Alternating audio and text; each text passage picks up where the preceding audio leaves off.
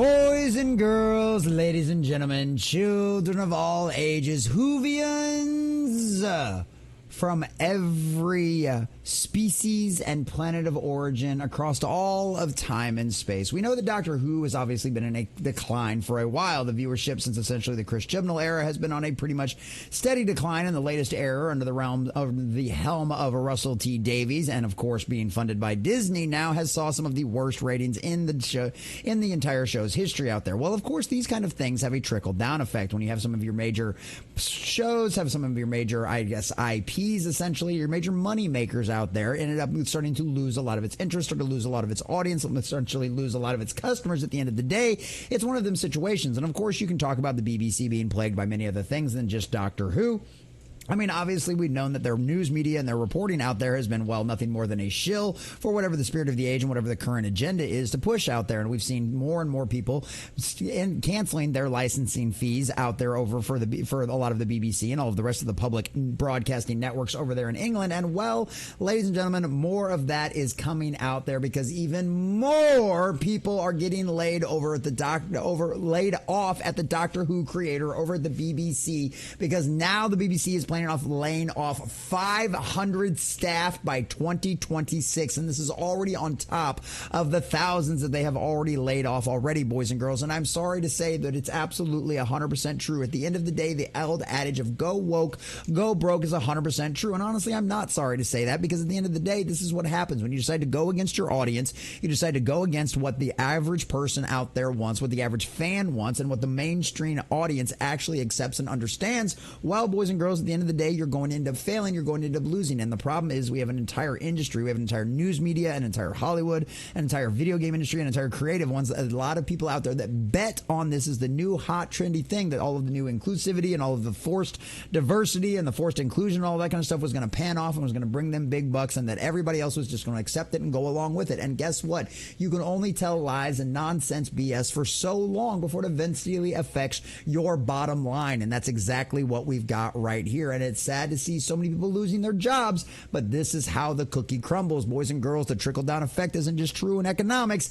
While it is true in economics, and it's true across the board. It doesn't matter if it's a government situation, or it doesn't matter if it's a major corporation out there like the BBC making decisions that end up affecting everyone all the way down the line. And guess what? People end up losing their jobs because you've lost a lot of money because of something you decided to go with. So we're going to check out this article from the Hollywood Reporter, but plenty of people are talking about this. Plenty of people are trying to put a little bit of a spin on all of this kind of stuff. And there's some good things going on, but overall, things are not going well for the BBC. So we're going to check out this article, getting all of the juicy details. But before we do, if you do enjoy our content, hit that like button, share with all your friends, and subscribe and or follow if you have not already, because we've just crossed 800 on Rumble and YouTube as well. We're reaching our way closer and closer to 900, and I could not do that without every single one of you. Also, leave us a comment down below. Let me know if you think it's Doctor Who, do you think it's the news organizations, or do you think there are other things that are affecting the BBC's drastic decline and causing them to have to lay off thousands of people, and now another 500 on top of that. The UK public broadcaster has revealed its headcount is down by 10% over the last 5 years, a reduction of almost 2,000 roles, over 2,000 employees fired, boys and girls, and a voluntary redundancy scheme has just launched. So instead of all of the forced layoffs that they're getting off just because of the government, because hey, guess what? At the end of the day, if enough people aren't paying your license fee because they don't feel you're producing quality content that is worth their money, guess what? Cuts are going to have to be made. And when the government changes hands and they see that, guess what? They're not going to continue funding your stuff that's not bringing in money, layoffs and cuts are bound to happen. Once again, the problem of being a government-funded agency, or just being an agency that doesn't produce good quality content that people are actually willing to pay for. The BBC will lay off 500 more staff members by March of 2026 in a bid to become a leaner, more agile organization. Oh, you mean we're cutting and firing a bunch of the people out there that have made a bunch of the decisions across the board that have caused all these problems? Oh, no. Instead, we're just firing a bunch of the run-of-the-mill grunt people out there that were actually just doing their day-to-day job and had no influence on the agenda whatsoever. I don't know which way this is going, but either way, it sucks for people losing their jobs. as its annual report tells a tale of financial difficulty for the UK broadcaster. Financial difficulty? Talk about a drastic decline. The service's license fee, the annual tax that the Britons pay, which accounts for 65% of the BBC's total budget, generated 30% more income in 2010 and 11 than it does today. That's the nice way to report that. The actual way to report that is they've shown a 30% decline in less than 15 years because the garbage they produce, no one's willing to pay for. And that includes Doctor Who. A big difference of over £1 billion a year. £1 billion. The BBC has lost over £1 billion in less than 15 years. Can you think of any other company out there that can continue to operate with $1 billion lost in revenue in 15 years? That's insane. But that's okay because your tax dollars help keep it afloat, England. Yay! In a bid to make further savings and under significant funding pressure, i.e. the government, 500 roles in public services roles are to be cut.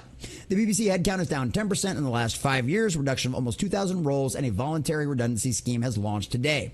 Over the course of the next 2 years, we will look to further move the money we have into the priority areas that provide for real value for audiences. That means, guess what? The crap that ain't producing, that ain't making us any money, is getting cut. No wonder BBC cut a licensing deal with Disney for Doctor Who. This means in public service, we will close and transfer roles in some areas and create roles in growth areas.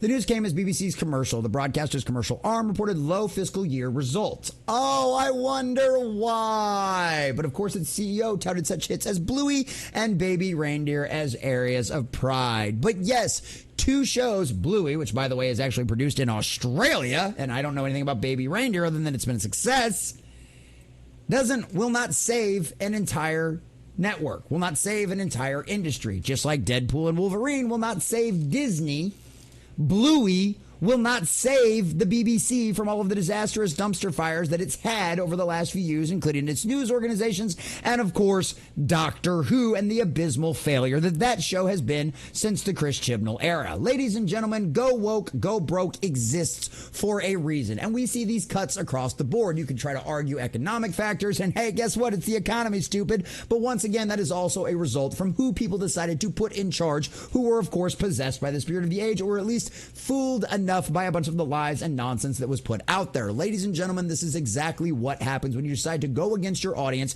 you decide to go against your fans, and you decide to go against, at the end of the day, the people that pay your bills, the customer. Go woke, go broke exists for a reason. And you know what? It sucks for all of the staffers that have lost their jobs at the BBC, but guess what? This is what happens when you work for an organization that has gone completely and totally insane, completely and totally gone against its audience, and has decided to put agenda over not only good quality storytelling, but reporting legitimate news. Hey, BBC, you're failing. You're a disastrous dumpster fire. And guess what? You did it to yourself.